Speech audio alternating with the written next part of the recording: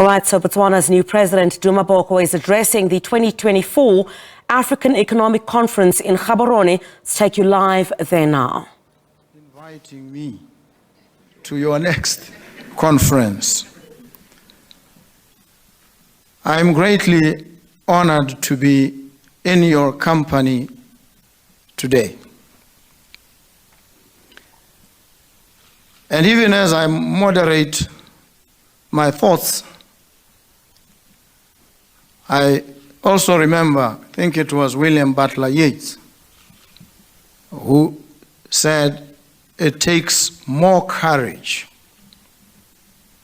to plumb the inner depths of your own soul than it does for a soldier to fight on the battlefield. The amount of courage that we need here today for the exercise that you'll be engaged in the next 3 days and going forward requires more courage than that required for a soldier on the battlefield. That indicates the enormity of the challenge and the task that you have in front of you. In part to make sure that this conference does not degenerate into merely a generous exchange of flattery, a failure to probe honestly, brutally honestly, I must indicate, the challenges that face us as a continent and the world, the responses that we've fashioned in the past, and an open acknowledgement of our foibles and failures that have resulted in us being stuck as a continent in situations where our people are subjected to the grinding indecencies of poverty, and where the actions of government have operated to snuff out any democratic energies and impulses amongst the people. I hope at the end of this conference you'll have reignited the passion. You would have fueled, augmented, and deepened democracy at the very least, but that you'll also have inspired us to more action geared at lifting our people from poverty and raising our continent to take its rightful place as a leader in the world and not just an emerging frontier.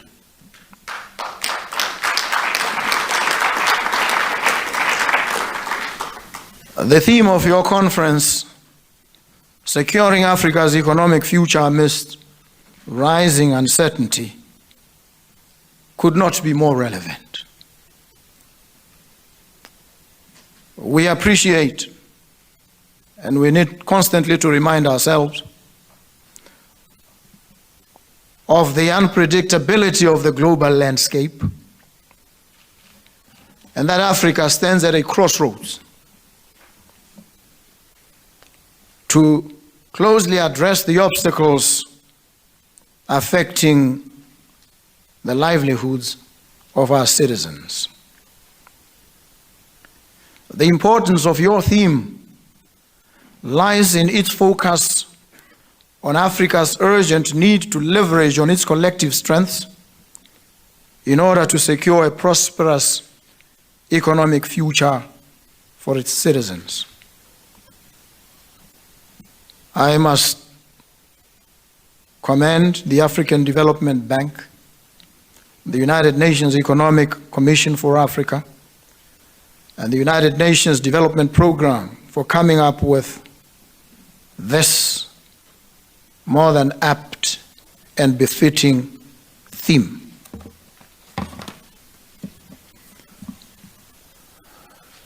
Distinguished Ladies and gentlemen, the global economic environment remains volatile with rising inflation, supply chain disruptions, tightening monetary policies across developed economies, and these impact our own fiscal stability.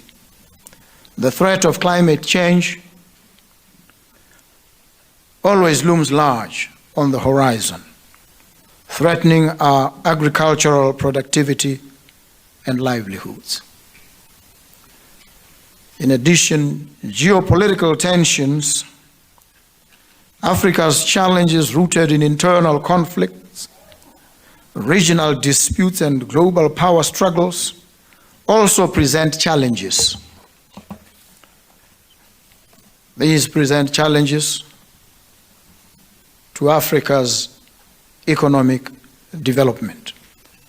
Navigating these challenges during these uncertain times requires a multifaceted approach that addresses human development, geopolitical, economic, environmental, and other challenges in a holistic manner.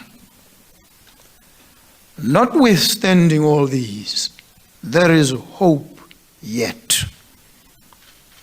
Amidst this rising uncertainty, Africa still has unique prospects which, if harnessed effectively, can transform challenges into opportunities for the continent, not only to survive, but also, and more importantly, to thrive. Our Africa is still rich in natural resources, and it is critical that we develop and strengthen value chain systems for value addition to Africa's vast natural resources and to prioritize the use of these in Africa. Not only will this diversify the African economies enormously, but it will also create more jobs in our countries. There is great potential within the agricultural sector in most African countries, where innovation is key to increased production and food security. We must work together to create efficient, productive, and effective agricultural systems and agribusinesses in Africa. Distinguished ladies and gentlemen, we as Africa are blessed with a young, vibrant, restless population, which in and of itself is a tremendous asset. And it is a tremendous asset if we invest in it and invest wisely. Our young people are the innovators, entrepreneurs, and leaders, not of tomorrow, but of the now, who must drive our economic growth and create inclusive, resilient societies where no one will be left behind. We must therefore prioritize investments in their education and equip them with the necessary skills for them to be able to drive innovation and build a workforce capable of thriving in the digital economy. We live at a time when multilateral cooperation and integration of economies into regional trading blocs is more urgent than ever before. One of the most promising developments the world has ever seen is the African Continental Free Trade Area, AfTA, which is the largest single free trade area in the world. The African Continental Free Trade Area holds significant prospects for transforming Africa's economic landscape, to foster investment, create jobs, and promote industrialization. It is critical for us, therefore, to capitalize on the African Continental Free Trade Area and leverage its potential to enhance intra-Africa trade and position the continent as a global economic powerhouse. Beyond trade, regional cooperation must extend to, among others, shared physical infrastructure, resource management and conflict resolution. Ending armed conflicts which hinder development by silencing the guns in Africa cannot be overemphasized. This will create a stronger and more integrated Africa, an Africa which is better equipped to navigate the global trade dynamics and challenges.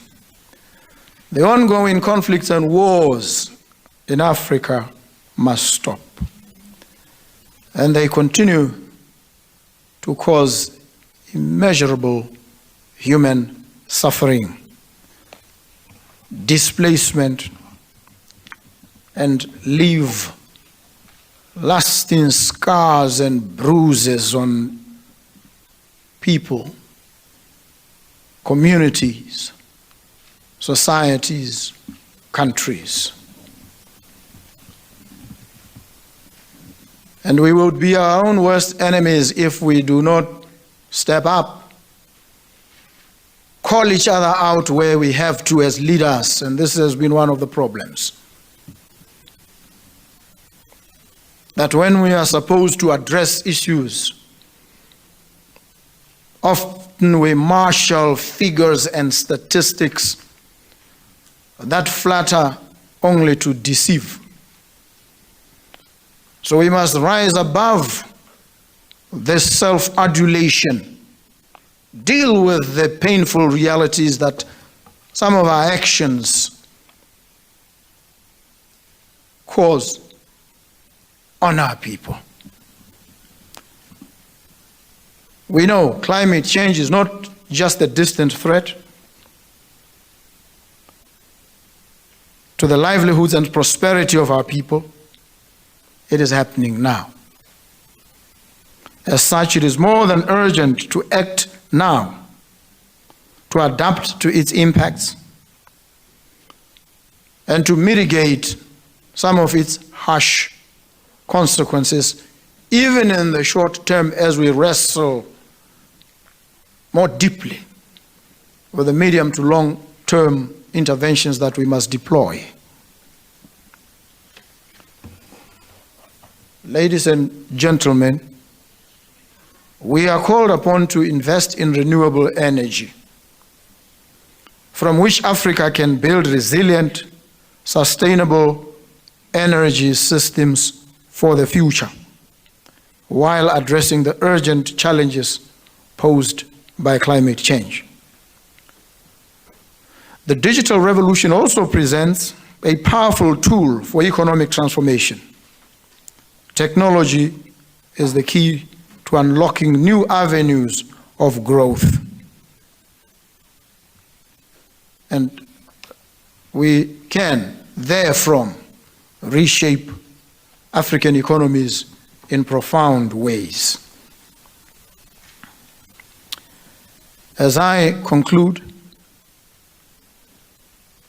let me advise that we not allow the uncertainties of today to deter us from the opportunities of tomorrow.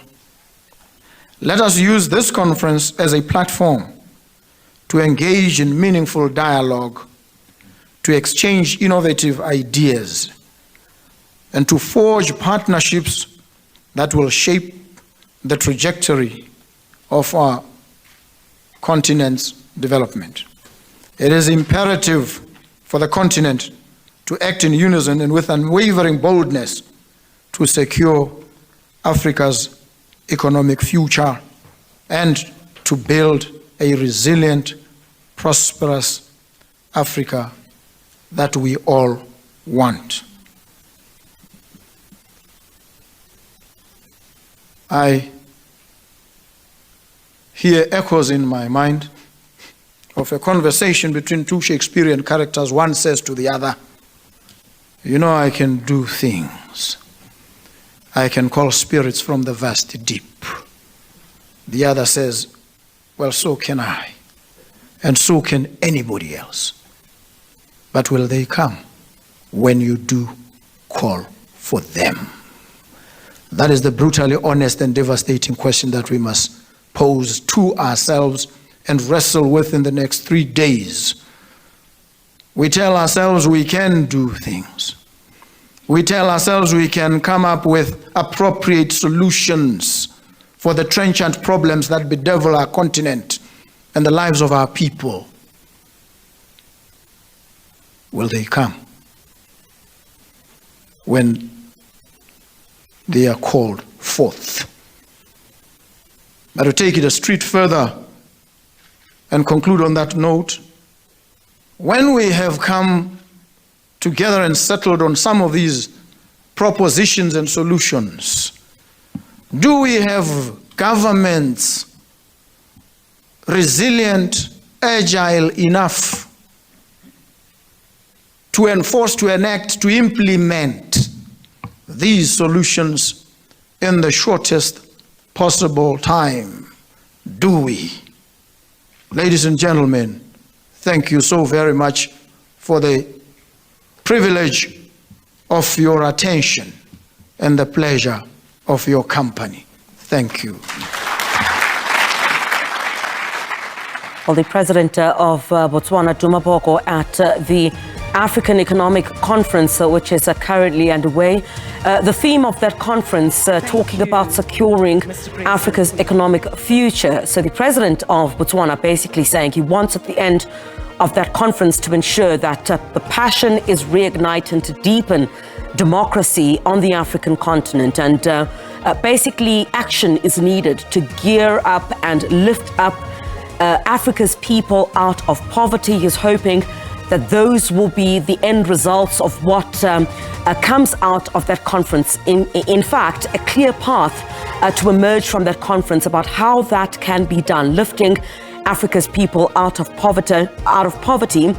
And basically that Africa must also take its place in the world, not just as an emerging frontier. One of the aspects he also speaks about is how the continuous wars on the African continent continue to have a destroying effect on the continent itself. And of course, those being at the bitter end of that stick being Africa's own people. That conference taking place currently, the 2024 African Economic Conference, which is taking place under the theme Securing Africa's Economic Future.